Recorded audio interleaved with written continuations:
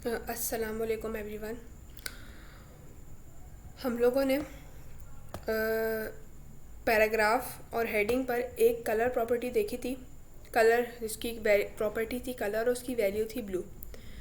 और last video की बात कर रही हूँ। और हमने देखा था कि कितने वेज़ हैं कि हम अपनी CSS फाइल को ऐड कर सकते हैं। तो होती internal, external and the inline CSS। और वीडियो को एंड करते वक्त मैंने आपसे कहा था कि हम आने वाली वीडियोस में इन प्रॉपर्टीज़ को देखेंगे ताकि हम बेसिक वेब पेजेस जो हैं वो बनाना शुरू कर दें, जैसे background, padding, margin, width, height and border radius, border, float, ठीक है, ये वाली।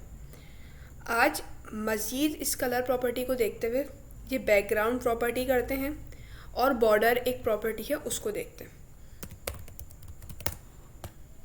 तो एक फ़ाइल हम बना लेते हैं color.html, ठीक है। पहले तो बॉयलर प्लेट को DOC करके भी एंटर करेंगे तब भी आ जाएगा, वरना शिफ्ट दबा के प्रेस 1 करेंगे तब भी आ जाएगा। अच्छा जी, मैंने लेती हूँ हेडिंग 1 और इसमें लिख देती हूँ ट्यूटोरियल 2। चलो स्पेलिंग को छोड़ दें, ट्यूटोरियल 2। अच्छा जी, एक पैराग्राफ लेते हैं और उसमें देखते हैं कि we are discussing CSS colour property, कुछ भी लिख देते हैं। और एक और मैं ले लेती हूँ H3 और उसमें एक लॉरेम 10 डाल देती हूँ। आपको पता है कि सेटिंग में जाएंगे, कमांड पैलेट में जाएंगे, टॉगल वर्ड रैप में जाएंगे ताकि वो सब एक लाइन में आ जाए। अब जाते हैं CSS की तरफ, जो चीज़ हमें समझनी है। अच्छा, पहली चीज़ कि अगर मुझे दो property colour and background, colour का मतलब है कि सिर्फ टेक्स्ट कलर चेंज होगा। जैसे अगर मैं ट्यूटोरियल 2 पे यानी H1 पे कोई कलर प्रॉपर्टी अप्लाई करूँ तो वो सिर्फ इस टेक्स्ट का कलर चेंज कर देगा। मैं आपको दे के दिखाती हूँ जैसे मैं लास्ट वीडियो में करा था। इससे मत सोचिएगा कि मैंने H1 और इस तरह पैराग्राफ क्या कर रही हूँ। इसका मतलब है कि एक सिलेक्टर है। अभी आने वाली वीडियोस मेरी एक सिलेक्टर पर भी होगी, इस पर हम डिस्कस करेंगे कि एलिमेंट सिलेक्टर क्या होता है, क्लास सिलेक्टर, वो ID सिलेक्टर, ग्रुपिंग सिलेक्टर, वो वीडियोस आएंगे तो उसमें हम देखेंगे। अभी फिर आगे समझ लें कि मैंने एक एलिमेंट है H1, यहाँ पे H1 लिखा हो, यहाँ पर मैंने करली ब्रैकेट लगा दिया। मैंने कहा colour equal to red. Go live पर क्लिक करूँगी।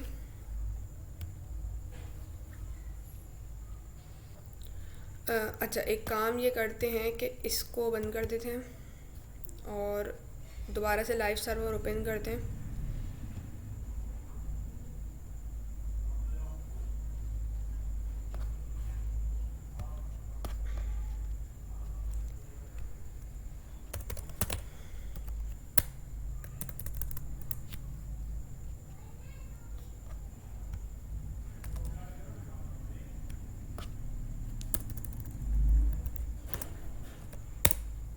हाँ, ये कुछ भी नहीं कहता। वो असल में मेरा ये वाला अकाउंट खुला है, उसमें बहुत सारे टैब्स ओपन हुए हैं तो मैं नहीं चाह रही कि मैं वो खोलूँ। अच्छा, तो मैंने क्या करा था कि ट्यूटोरियल 2 जो कि H2 था या H1 था, उस पर प्रॉपर्टी अप्लाई कर दी कलर जो कि रेड है। अब आप लोग के सबके दिमाग में एक सवाल आ रहा होगा, क्या ज़रूरी है कि हमेशा हम कलर की वैल्यू दें?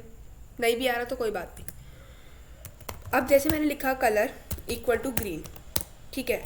अब ये रुकते हैं, एक बात यहाँ और समझ, मैंने दोबारा से एक वैल्यू दी। जैसे हमें पता है कि हम प्राइमरी क्लास से पढ़ते हुए आते हैं, हमें कलर्स के नेम पता होते हैं, red, blue, green, yellow, orange, white, purple, ठीक है।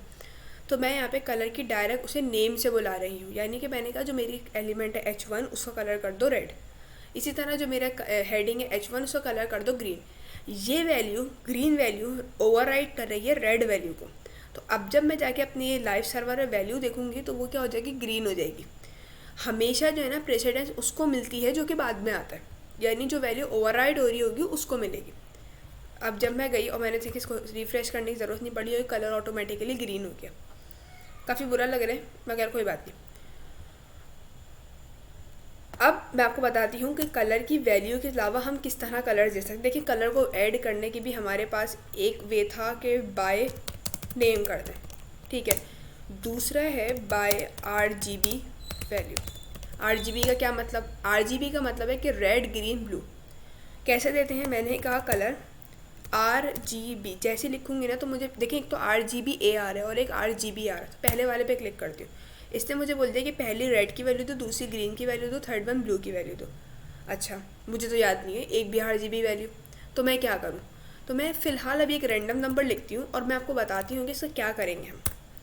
मैंने कहा 100 ऐसे डाल देती हूँ और 200 और इधर डाल देते हैं 50। ठीक है, तो क्या मतलब हुआ इसका, देखें RGB का मतलब RGB जो ये होती है ना, इसकी वैल्यू 0 से लेकर 255 तक लाई कर रही होती है, यानी कि आप रेड की वैल्यू 255 तक दे सकते हो, इसकी वैल्यू और इसकी वैल्यू, इससे ज़्यादा नहीं बढ़ा सकते। तो ये हम मैंने कलर की वैल्यू दी जो कि ऑटोमेटिकली ग्रीन निकल गई, मुझे तो याद नहीं थी, मैंने रैंडम वैल्यू सी थी। जाकर देखते तो ट्यूटोरियल 2 ग्रीन कलर का हो चुका है।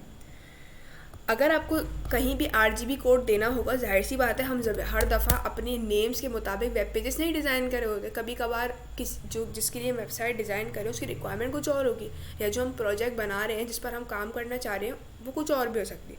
तो यहाँ पर एक काम करते हैं कि हम RGB कलर सर्च करते हैं, कुछ कोड्स मिल जाएंगे हमें। ठीक है, जैसे कि ये है 12800 जो कि हमें मैरून कलर देगा। इसी तरह एक डार्क रेड है, एक ब्राउन है जो कि हमें ये वाला दे देता। चले, मैंने कॉपी किया, मैं कुछ भी नहीं करूँगी, मैं अपनी जहाँ पे मुझे ज़रूरत है मैं उसमें आऊँगी, पेस्ट करूँगी, बस इधर RGB लिख देते हैं जो कि वहाँ लिखा हुआ नहीं था। तो जाकर देखते हैं कि क्या हो रहा है। ये देखें ब्राउन कलर का हो गया। RGB के अंदर RGB के अलावा हमारे पास एक और चीज़ होती है हेक्स कोड। हेक्स का मतलब आपने पता होगा 6 को कहते हैं, जैसे आपने केमिस्ट्री पढ़ी है, मैंने तो पढ़ी है तो बता रही हूँ कि जब आपने पता होगा methane, ethane, propane, butane, hexane, hex जो हम आप पढ़ रहे होते हैं, तो ये हेक्सेन का मतलब, हेक्स का मतलब होता है 6, यानी कि ऐसी वैल्यू जिसमें हमारे पास 6 डिजिट होंगे। मैंने इसको लिखने का तरीका होता है, पहले हम लिखते हैं हैश, उसके बाद हमें 6 नंबर देने होते हैं। 6 नंबर का मतलब अगर मैं 000 कर दूँ तो ये ब्लैक कलर कहलाता है। वाहिद ये एग्जैक्ट कोड है जो मुझे याद रहता है, वरना तो कोई भी याद नहीं होगा। तो देखिए वो दोबारा जो है वो ब्लैक कलर में आ गया। सर्च कैसे करूँगी, अच्छा जी सर्च करने का तरीका ये कि दोबारा मैं इधर आई, देखिए जो मैंने RGB इसी के बराबर में इनके हेक्सा कोड्स भी लिखे हुए थे। मैं ये वाला डार्क रेड उठा रही हूँ, इसको मैंने कॉपी करा और इधर आकर कलर्स की जगह पेस्ट कर दिया।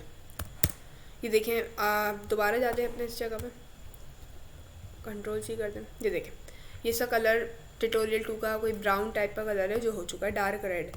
अच्छा, और देख लेते हैं कि और कौन कौन सी कलर है।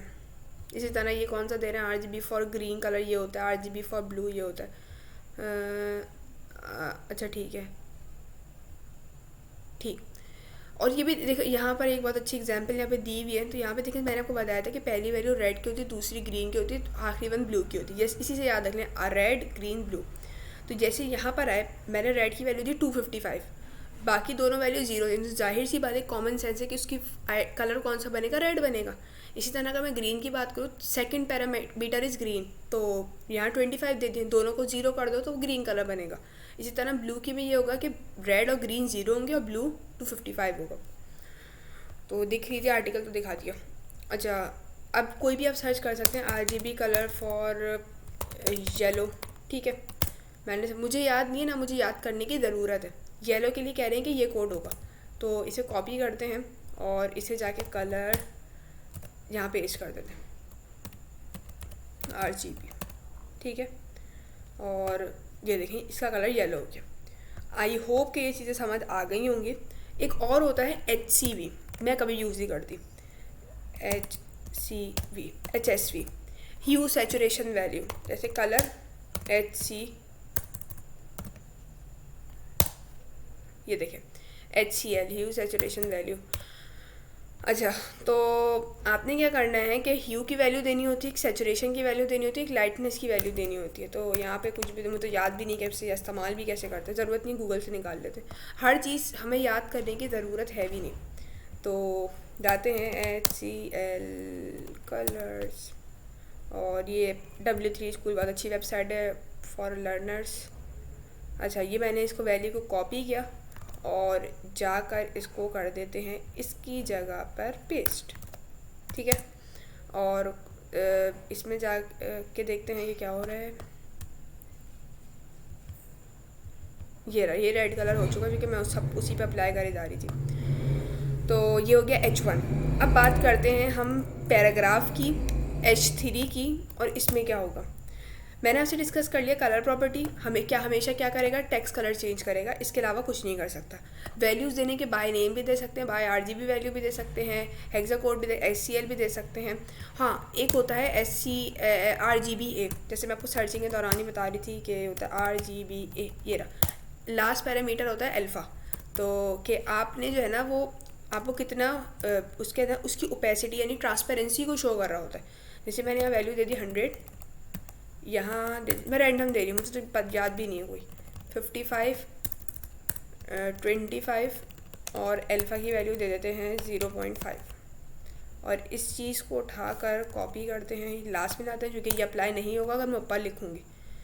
प्रेसिडेंस उसी को मिलती है जो कि लास्ट में होता है। तो ये हो गया ट्यूटोरियल 2। बैकग्राउंड कलर क्या मतलब है। बैकग्राउंड कलर का देखिए, अब मैं आती हूँ H3 को यूज़ करती हूँ। H3 में मैंने आपको कलर प्रॉपर्टी समझा दी, इस पर समझाती हूँ बैकग्राउंड प्रॉपर्टी। कुछ भी नहीं है कि हम आधे से ज़्यादा चीज़ें समझ चुके हैं, जैसे RGB या बाय नेम प्रॉपर्टी या SCL।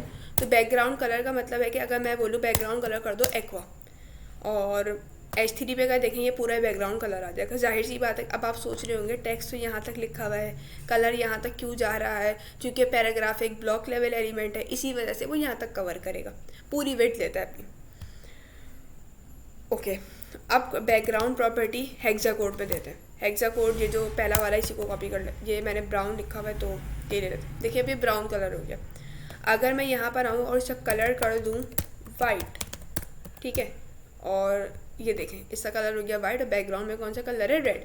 हम अपनी रिक्वायरमेंट्स के मुताबिक इस्तेमाल करेंगे। इसी तरह एक और बैकग्राउंड कलर लेते हैं RGBA, ये रहा, और ये इसका कलर है इसी को, जैसे हेडिंग का वैसी ही H3 का, यानी कि जैसे H1 का वैसी H3 का। बहुत आसान सी प्रॉपर्टीज़ थी H1 और H3, दोनों हमने कंप्लीट कर ली।